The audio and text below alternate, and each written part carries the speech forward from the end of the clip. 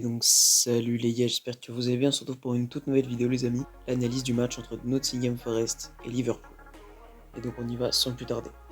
On a eu une première période entre Nottingham Forest et Liverpool plutôt stérile, avec plutôt peu d'occasions. Liverpool qui pour la troisième fois de cette saison n'a pas cadré de tir pendant une première période de cette saison, c'est la troisième fois que ça leur arrive.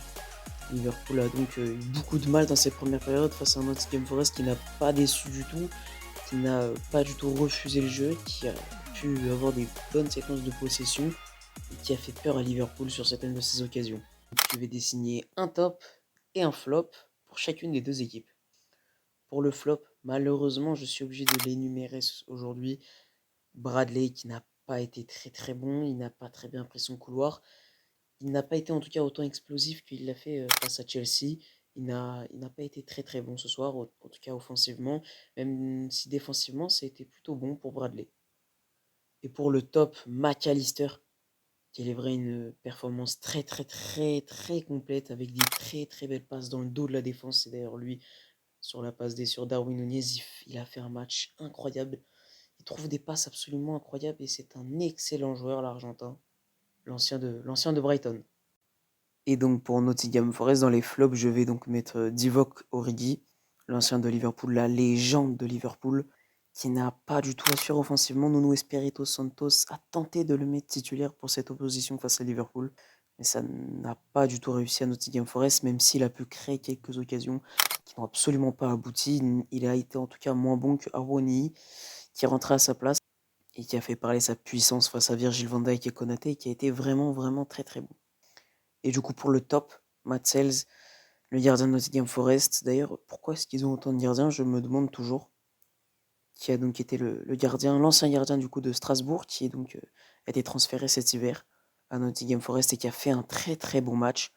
Il a été très rassurant dans ses prises de balles et a sorti une énorme parade sur corner à un moment, vers la fin du match, quand Murillo a failli marquer contre son camp. Et donc voilà, pour moi, c'est le top de cette équipe de Nottingham Forest. Et donc en seconde période, on a eu un Liverpool qui s'est remis dedans, mais je pense que ce match, ça a été un très gros coup de chance pour Liverpool. Peut-être un petit coup d'accélérateur, mais pas non plus flagrant, absolument pas flagrant. Peut-être que Liverpool a essayé de faire entrer les meilleurs joueurs, en tout cas Jürgen Klopp a fait rentrer Szoboszlai, ce qui n'a pas trop changé. C'est plutôt dans les prises de décision de certains joueurs, comme McAllister, qui a pu changer ce match. Peut-être Wataru Endo aussi, qui est bien rentré dans ce match. Et peut-être Cody Gakpo aussi, qui a été très bon du côté de Liverpool, qui a pu garder ce ballon au pied. Et bien évidemment, ce qui débloque ce match, c'est donc le but de Darwin Nunez à la toute fin de ce match. Incroyable, hein, Darwin Nunez qui délivre les siens et qui fait garder le trône à Liverpool, en tout cas pour l'instant. Avant bien évidemment d'affronter Manchester City le 10 mars. Et donc pour revenir sur la chance, c'est vrai que Liverpool cette année n'a pas eu beaucoup de chance. Comme on le voit face à Tottenham où il y a 3 cartes rouges qui sont vraiment très discutables. On va dire que Liverpool s'est fait très clairement voler face à Tottenham.